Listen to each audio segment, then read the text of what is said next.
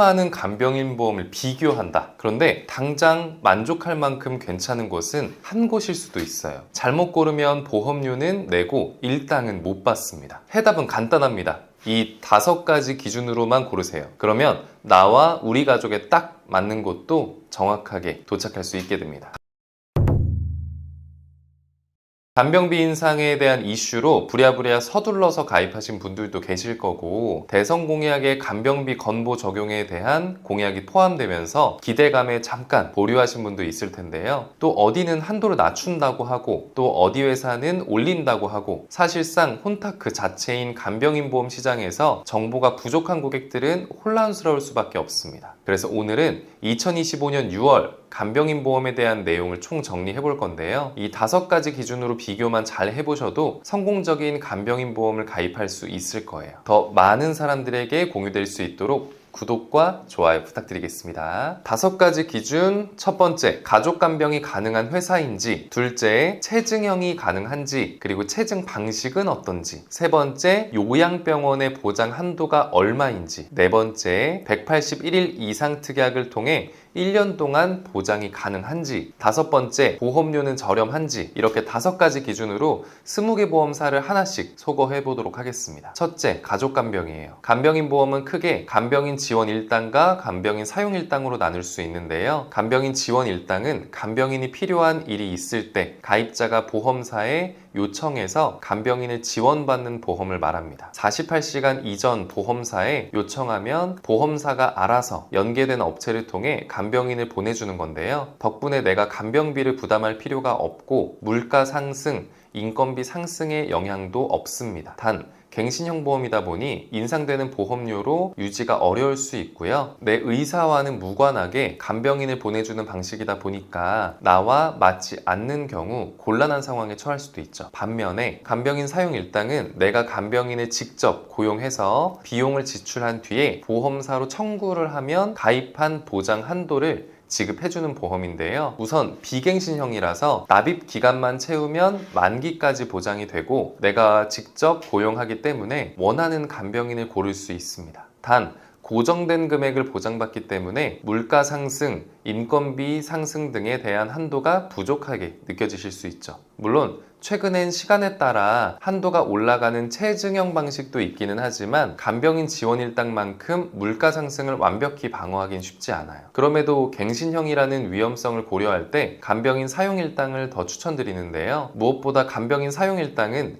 시스템상 가족을 간병인으로 고용해서 간병을 받아도 보장이 된다는 점이 있어요. 요즘 더더욱 관심 받는 보험이기도 합니다. 간병인 보험에서 보장받으려면 간병인의 조건이 중요한데요. 약관에 따르면 간병인은 사업자 등록된 업체를 통해서 서비스를 제공하고 이에 대해 비용이 확인된 사람을 말해요. 즉 꼭 병원에서 일하는 전문 간병인이 아니어도 간병인 어플에 등록되어 있는 개인도 해당이 된다는 거죠. 예를 들어서 가족 중 한 명이 간병인으로 어플에 등록을 하고 내가 어플에서 간병인 모집 공고를 올리고 가족이 지원을 하면 간병 계약이 성립이 되는데요. 나는 업체에 간병비를 지불하고 업체는 가족에게 급여를 지급하면 나는 영수증으로 보험금 청구를 할 수가 있습니다. 이렇게 하면 가족이 간병을 하면서도 보험 보장을 받을 수가 있는 거예요. 실용적인 활용이 가능한 거죠. 반면에 가족 간병이 불가능한 약관을 보면 의료기관에 소속된 자, 사업자 등록된 업체에 소속된 자 모두 급여를 받는 사람에 한해서 라고 표기가 되어 있는데요. 한마디로 전문 간병인이 아니고선 보장받기가 어렵다는 거예요. 다만 최근에는 이런 약관에 의해 부지급되는 사례가 많아서 보다 명확하게 약관 개정을 진행했고요. 보험금 청구 등 도덕적 해이를 예방하기 위해서 간병인 사용 계약서, 간병 근무 일지, 간호 일지 등 추가 증빙 서류를 더 강화했습니다. 진짜 간병인을 사용한 게 맞는지를 정확하게 판단하겠다는 거죠. 그래도 약관이 개정되어서인지 보험사별 가족 간병이 가능한 회사는 20개 중 19곳이나 돼요. 따라서 첫 번째 기준에 따라 20개 간병인 보험 회사 중 K회사를 제외하시면 되겠죠. 두 번째는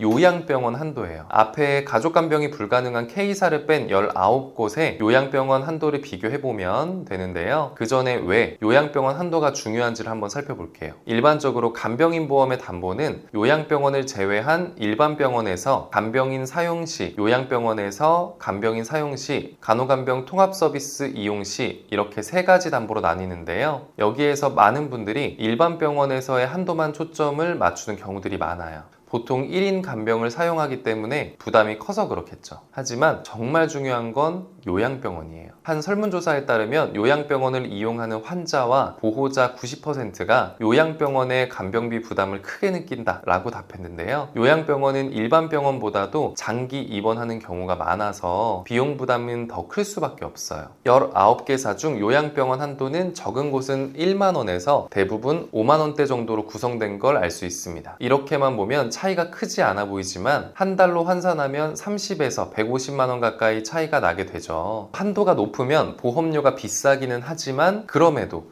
요양병원에서의 한도를 최대한으로 가져가시는 게 낫다고 생각합니다. 지출되는 간병비를 고려하면 말이죠. 그래서 19곳의 간병인 보험사 중 한도가 5만 원 미친 B사, D사, L사, T사는 제외하도록 하겠습니다. I사가 9만 원인 건 좀 눈에 띄긴 하죠. 여기까지 가족간병, 요양병원 한도 기준으로 5개 보험사를 제외했고요. 이어서 15개 보험사 중 세 번째 체증형 방식 기준으로 계속해서 소고해보죠. 자, 간병인 사용일당의 단점 중 하나가 정해진 가입 금액을 지급해주는 방식이다 보니까 물가 상승에 따른 인건비가 올라서 나중이 되면 보장이 부족할 수 있다는 건데요. 지금 시점에서의 5만 원이 20년 뒤 가치가 얼마가 될지는 알 수가 없죠. 단 2025년이 5만 원이라면 2045년에는 5만 원이 같은 가치라고 생각되지는 않습니다. 이러한 단점을 보완하기 위해서 바로 체증형 구조가 있는 건데요. 체증형은 보험료는 그대로 있는데 시간이 갈수록 주는 돈이 늘어나는 거예요. 주는 보험금이 늘어나는 거죠. 일반적으로 가입 후 20년이 지나면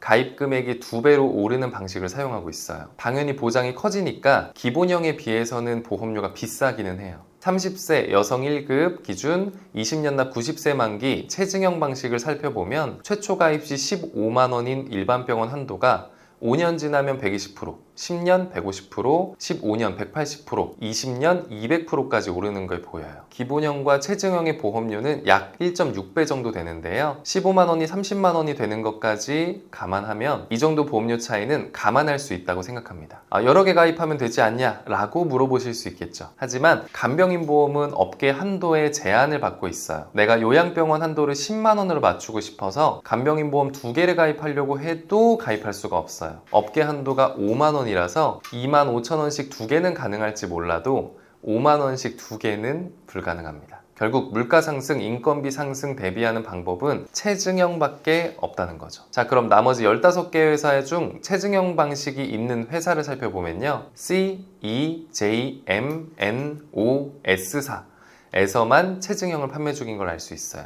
R사는 체증형이긴 하지만 한도가 낮아서 제외하도록 할게요. 이렇게 세 가지 기준을 거치면서 20개 회사의 간병인 보험사 중 7개만 남게 되었습니다. 계속해서 더 줄여야겠죠. 네 번째, 181일 이후 보장 유무예요. 이게 무슨 말인지는 약관의 세부 내용을 살펴보면 되는데요. 면책기간에 대한 약관이에요. 보시면 최초 간병인을 사용하고 180일이 지나면 181일부터 360일간은 보장하지 않는다 라고 되어 있는데요. 예를 들어서 내가 2025년 1월 1일에 입원해서 5일간 간병인을 쓰고 퇴원했어요. 그리고 그렇게 시간을 보내다가 재발을 해서 올해 6월 15일에 재입원을 했습니다. 그럼 보장 못 받아요. 면책기간에 해당되거든요. 만일 이 기간의 보장을 받고 싶다면 181일 이상 담보를 추가하셔야 돼요. 이 특약이 없으면 1년 중 절반은 보장이 되고 절반은 보장되지 못하는 거죠. 이론상 이 담보가 없이 보장을 받고 싶으면 일반 병원에 입원해서 180일까지 있고 181일부터 요양병원으로 이동해서 입원하면 받을 수도 있기는 한데 저는 그게 어렵지 않을까? 그런 게 가능할까? 라는 생각이 들어요. 이럴 바에 181일 이상 담보를 추가해서 사실상 365일, 1년 내내 보장될 수 있게 간병인 보험을 구성하시는 게 당연히 좋겠죠. 7개 회사 중에서 181일 이상 담보를 추가할 수 있는 회사는 딱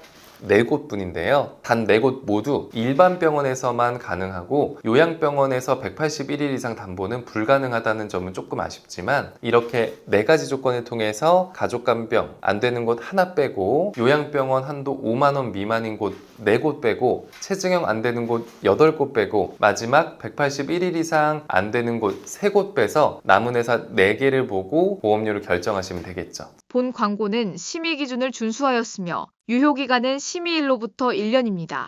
자, 직업급수 1급 20년 납 90세 만기 표준체형 간병인 보험일 때 4개 회사를 비교할 건데요. 먼저 기본 보장 내용은 일반 병원 15만 원, 요양병원 5만 원, 간호간병 통합서비스 7만 원으로 동일하게 맞춥니다. 그런데 체증형 방식이 조금 다르죠. 특히 S사는 20년이 지나도 140%밖에 체증되지 않아요. 남들 30만 원일 땐 나만 21만 원 받는다고 하면 S사를 선택할 이유가 없겠죠. S사는 뺄게요. 다음 J사인데요. C사와 E사는 5년 주기로 조금씩 체증되는 방식일 건 알 수 있어요. 20년이라는 기간이 짧은 시간이 아니기 때문에 15만 원을 가지고 20년을 기다렸다 30만 원이 되는 것보단 5년 뒤에는 18만 원, 10년 차인 22만 5천 원, 15년 차인 27만 원 이렇게 점진적으로 늘어나는 게 더 나을 거예요. 그럼 J사도 제외하고 나머지 2개 회사로 보험료 비교를 한번 해볼 텐데요. 1급 기준 20년 납 90세 만기 50세 남녀 기준으로 보면 남자는 E사가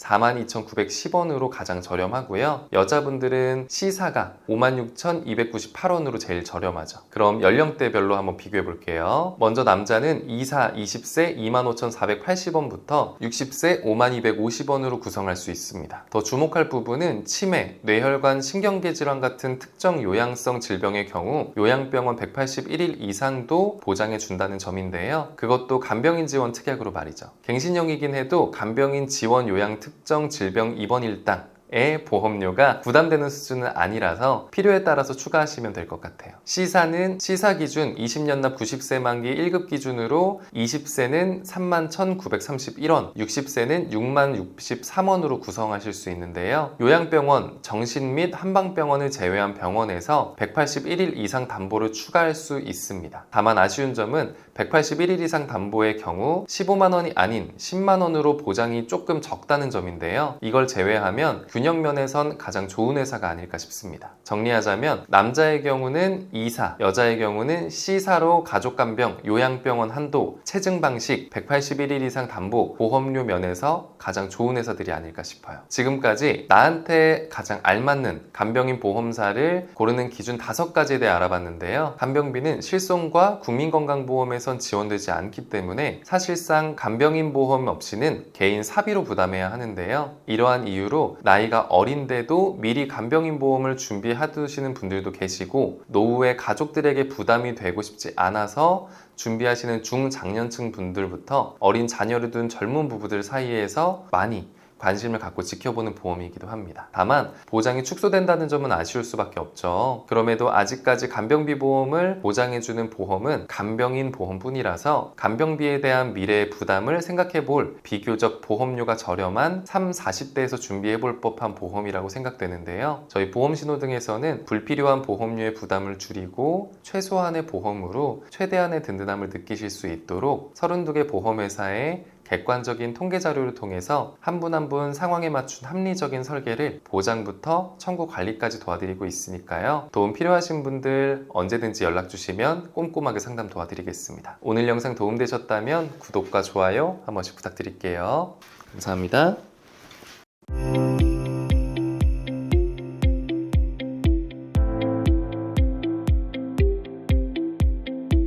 본 광고는 심의 기준을 준수하였으며 유효기간은 심의일로부터 1년입니다.